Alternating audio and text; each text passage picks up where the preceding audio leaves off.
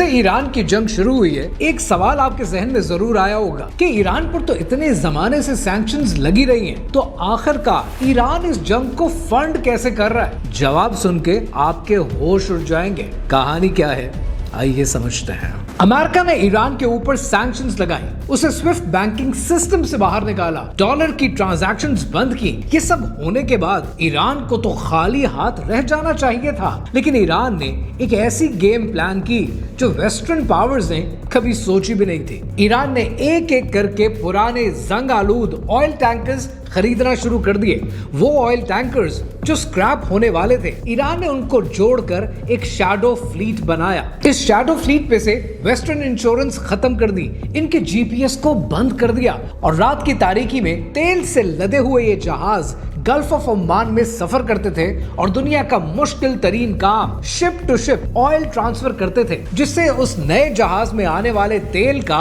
Origin किसी को मालूम नहीं होता था। नए जहाजों में मुंतकिल होने के बाद फिर ये तेल चाइना को डिलीवर होता था, लेकिन इसकी ट्रांजैक्शन और इसकी पेमेंट चाइना डॉलर में नहीं करता था। ईरान चाइना को तेल बेचता रहा और बदले में चाइना ईरान के अंदर रोड्स, ब्रिजेस, पोर्ट्स की कंस्ट्रक्शन करता रहा। यानी ईरान को पेमेंट कंस्ट्रक्शन की सूरत में मिलती रही और बाकी की पेमेंट क्रिप्टो के जरिए और हवाला यूएई के जरिए। ईरान के लिए ये सिर्फ सर्वाइवल नहीं था, इन पैसों से ईरान ने मिसाइल्स बनाए, ड्रोन्स बनाए, हिजबुल्लाह को फंड किया, होतीज को फंड किया, हमास को फंड किया। वो $100 बिलियन की सैंक्शंस कागज पर ही रह गए। इस शैडो फ्लीट के जरिए ईरान ने पूरे वेस्टर्न बैंकिंग सिस्टम को बाईपास करके रख दिया।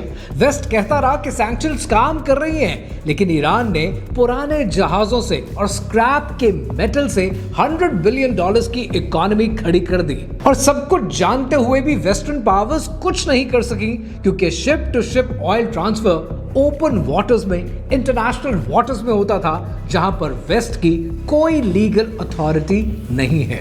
ईरान की इस शैडो फ्लीट की कहानी से आपको एक सबक मिलता है। जब आपको ये लगता है कि अब कुछ नहीं हो सकता, सब रास्ते बंद हैं, सब दरवाजे बंद हैं, तब भी अल्लाह सुब्हानहू तआला ने आपके लिए एक रास्ता खोल रखा होता है।